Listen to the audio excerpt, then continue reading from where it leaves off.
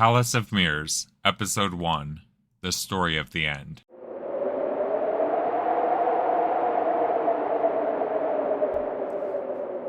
Darien sat beneath an eternally starless sky and listened to his Aunt Kathy's labored breath as she lay dying in the house behind. He tucked his arms under his legs and looked up. The clouds had a tight look, as though they couldn't hold back the sky any longer.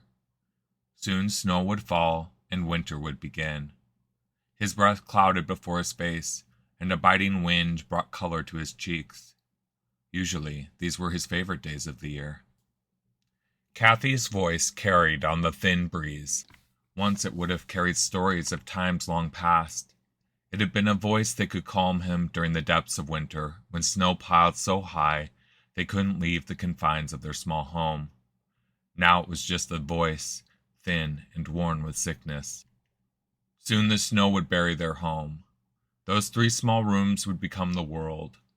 There were no windows, but even if there had been, they would show only snow layered upon snow. At night the wind would howl over their hovel and slip through the cracks and clinks to do battle with the flickering heat of the wood stove. In the past, Kathy had always taken Darien in her arms and held him tight against the lonely sound, but she would not be there this winter. His father was very sure about that, and Darien had no reason to doubt him. Even now, thinking about those winter nights, Darien remembered the feel of her skin against his, like paper that had been folded and folded 1,000 times. Even now he remembered the sour smell of her breath as she told him stories of the lost empire. Scattered flakes twirled out of the sky like dancers and melted on Darien's closed eyelids. He blinked the water from his lashes, stood, and crept back inside. His father, eyes glazed and empty, sat beside the stove. Elizabeth sat on Darien's bed, her normally mischievous eyes cold. Sally met him at the door. She fixed her steady gray eyes on his and nodded inside. "She's asking after you." She put her hand on his shoulder and went to sit beside her sister. The room smelled stale, like the food storage at winter's end. Outside, the air was crisp and dry, but in that room, moisture immediately clung to his skin. It chilled him all the way through, the way no winter wind could. Kathy, a shivering husk, lay bundled in blankets. Every breath she took rasped like tree branches rubbing together. Despite the shivers, Darien felt an intense heat rising from her as he neared. "Darien," she waved an arm for him to sit beside her. Tell me the story." "Which story?" He leaned forward and took her hand in his. "The story of the end." She trailed off into a hacking cough. A grasping panic made Darien shiver and rub his arms. "Please, not that story." He closed his eyes and whispered, "Any story but that one. I could tell you the story of the day Dark Sheldon flew Nightingale through the heart of a sun. Or I could tell the one about the evil King Highcall Masterson and the siege of 1,000 days. Or any story but that, please." Kathy smiled at him, but on her gaunt face it only reminded Darien of a winter wind. "My little space captain." Her voice had turned to wind, but Darien followed the words from the moving of her lips. "Now is not a time for stories of gallant battles and brave deeds. Please, I beg you, do me this favor. Tell me this story as your mother did when I was a little girl." Darien opened his mouth to argue, but no words came out. His mother had died while giving birth to him in the depths of winter. Her last words had been his name, the name of an admiral of the guard. So instead of arguing, he spoke the story as Kathy had told it to him, as the mother he had never known had told it to her. Always there sat an empress on the throne in the Palace of Mirrors. By the grace of that glittering fortress, she ruled over all the inhabited planets. 13 knights, captains of 13 ships, guarded her. And it was said that the empire would never fall so long as those knights remained true. Please, can't I tell you another story? Do I have to tell this one? Eyelashes flickering like fire, she shook her head. Darien nodded, but he felt so cold he could barely get the words through his lips. He would rather have been outside beneath the starless winter sky. But things cannot always remain the same. Eventually they must change.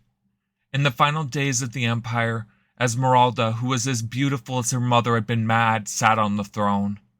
In the final days of the Empire, her vizier betrayed her and plotted with Admiral Greatskull, leader of the guard, to take her throne for his own.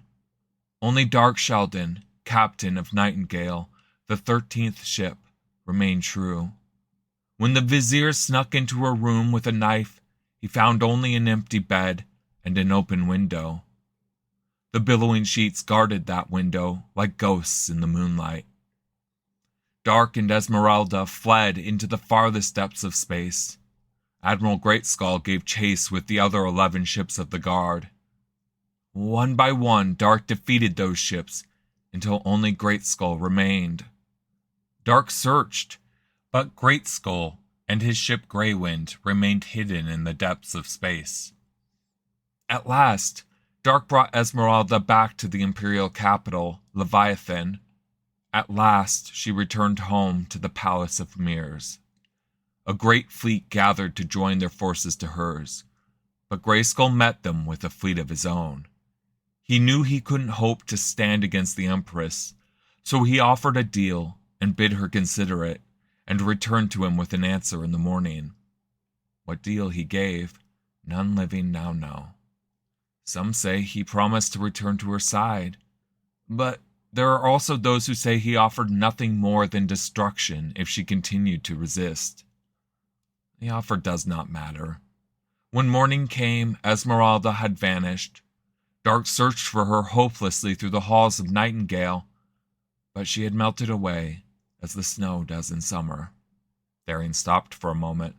He'd spent many nights wondering what had happened to her. Now it seemed that the wind had the answer.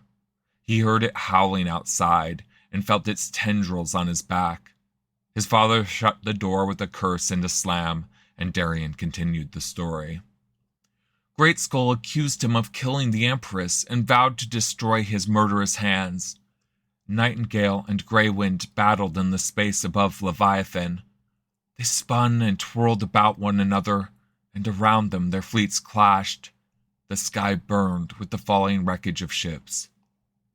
Nightingale fired the final shot, breaching the engine of Greywind and sending that ancient ship sailing out of the sky. It exploded with the splendor of a sun and left nothing alive on that world. The battle ended, and the Empire with it. Every alliance broke. Starports were turned to parks and ships torn apart for scrap. Communication between planets went silent, and the galaxy went dark. So it was that the Empire ended. Darien sighed. He was only 18, but when he told that story, he felt an old man. All his dreams of traveling the stars he'd never seen broke with every word. A film covered Kathy's eyes, but she shook her head with Darien's sigh. Her voice had been no more than breath for several hours, but in that moment, she spoke with the clarity Darien remembered from his childhood. You left out the ending your mother added to that story. She squeezed Darien's hand with a strength that seemed unnatural. I see you think you're too old for it, but you must make sure you are never too old to hope. Let me tell it for you now. And so Dark and Nightingale fled, never to be seen again. Some say that he flew beyond the galaxy and died in the deep. Others that he flew into the heart of a black hole, or that maybe he simply allowed a star to burn him to ash. But I say it is not so. Dark escaped to the most out-of-the-way planet he could find, and there hid the Nightingale. Maybe that planet is this one, and the wind howls with Dark's voice. Maybe someday the Nightingale will be found, and maybe the boy who will find it is sitting in this room. Kathy, Darien fidgeted, forgetting for a moment that she lay dying. We both know I'm not going to find some ancient ship. She laughed, a sound as quiet as tree branches. I know nothing of the sort. If unlikely things never happened, there would be no stories, and there would be no dreams. Her voice had returned to a trembling wisp. Your mother taught me that when we were just little girls, and she had more dreams than space has stars. I miss her, his aunt whispered, her voice just a breath. I wish. Kathy? She looked up at him with wide bloodshot eyes, and her mouth gasped for air. No more words left her lips. Tears rolled down the sides of her face and darkened her pillow. Darien held her hand and watched her die. That night, snow stained the world white, while Darien lay in bed thinking of the feel of her hand in his. She'd squeezed it tightly all the way to the end. He fell asleep and dreamed of crawling down into a vast ravine with Kathy. The two of them threaded their way into the darkness, hand in hand, and found Nightingale nestled in the shadows. In that ship they broke through the gray clouds, and Darien finally saw stars.